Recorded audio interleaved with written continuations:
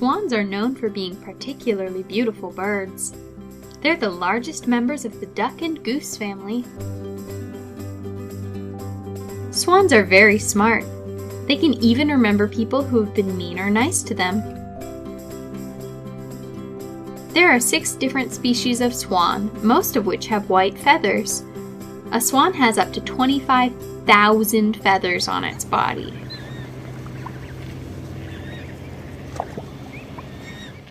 Swans love to live on lakes and rivers, so that's where they build their nests.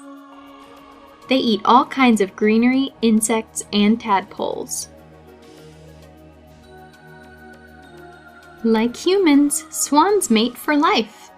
This means they choose one other swan to have babies with, and they usually stay with that partner for the rest of their lives. Baby swans are called cygnets. They stay with their mothers for the first 6 months of their lives and can start swimming after just a couple of days. Swans can fly up to 60 miles per hour. That's so fast! Swans are very peaceful creatures, but they can be defensive of their nests and babies. If you see a swan, be sure to give it space. Hi boys! Okay, so I hope you enjoyed that little video, this is the kind of picture that we are looking to do. We're going to do a cute little swan, and I hope that you enjoy it. We're going to start off, first of all, by starting with the swan. And so what I want you to do is you need a piece of paper and you need a pencil and an eraser. And you are going to draw your swan in the middle of your page, okay? And drawing a swan is actually very easy. What you are going to do is you're going to draw a smiley face, okay? And that's the bottom of our swan, okay? The next step that you need to do is on the left-hand side, whichever side you want the tail to be. You need to take that little part of the smiley face, you're going to go up to a little point and then you're going to come down again. So it kind of creates like a little swoop over there and a little horn on that side.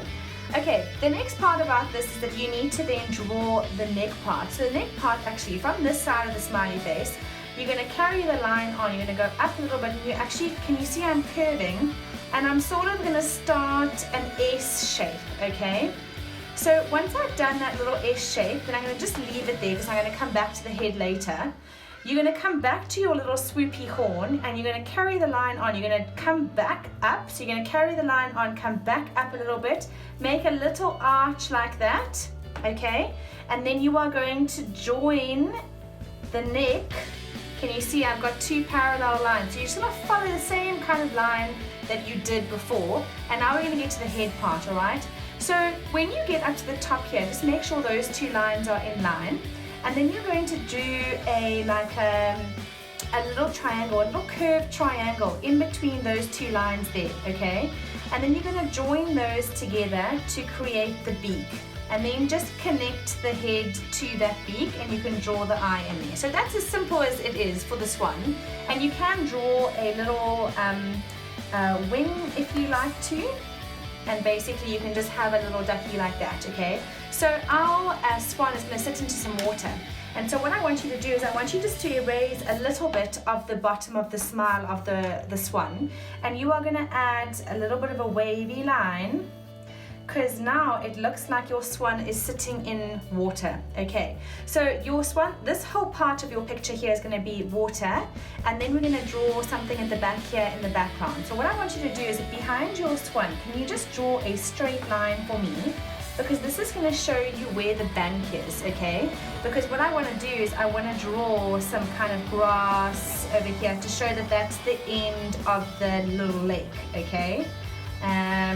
And then what we're going to do is we're going to draw some bulrushes. Okay, so we've got our swan, we've got our back layer here, which is our ground, and this is going to be our little dam. So at the bottom over here, what I want you to do is I want a nice curved line like this, and then you're going to do a double line next to that line. And this is going to be our bulrush, and our bulrush has a little fluffy part at the end there. And you'll see bulrushes in ponds and in rivers, and they kind of overlap each other. So if you like, you can draw a couple bulrushes, and remember that double line because it's quite important. And then we're going to have a little fluff, and let's draw the rest of them.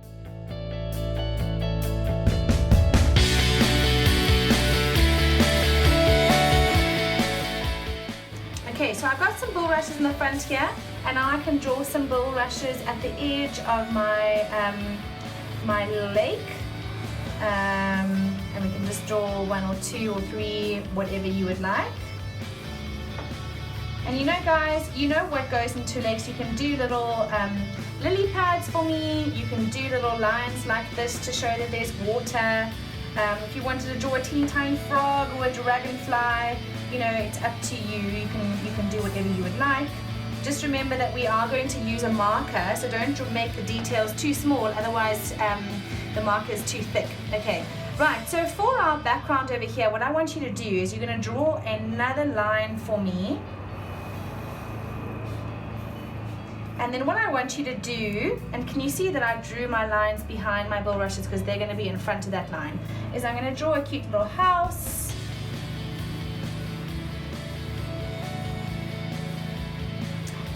However you would like your house to go, and then let's add a tree. So really it's up to you guys. Whatever you would like to draw in the background here is what you can draw then, okay? And then we're going to draw a sun in the sky. Okay, right, so there's our picture of our swan, and we are then going to go ahead and we're going to outline with our marker pen, okay?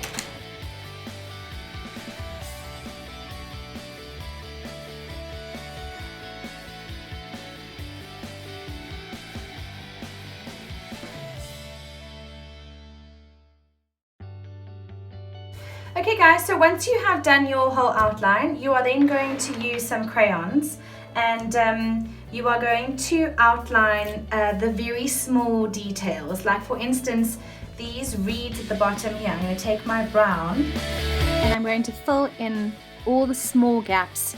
So I'm going to fill in the branches here, I'm going to fill in the little pods at the top, and I'm going to fill in the leaves so that when I paint, I can paint right over my design, and then I don't have to do all the teeny tiny little bits and pieces with my paintbrush later. Okay, so now that I've done that, I'm going to move on and I'm going to do some outlines of other things, like for instance the ripples in the water, the bulrushes at the edge of the bank, and perhaps the tree and the sun and the house.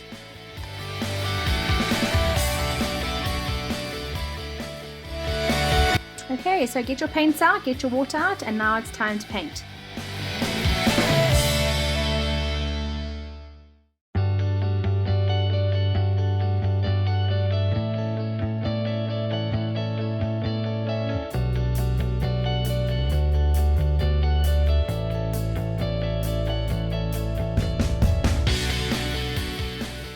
Okay, so now what you need to do is you need to do the fluffy part of the swan. So you're going to get some glue, and that can be the Pritt glue or it can be the cold glue. And then you're going to start pulling apart your cotton wool and popping it down onto your swan to make it fluffy. Well done guys, you're almost there.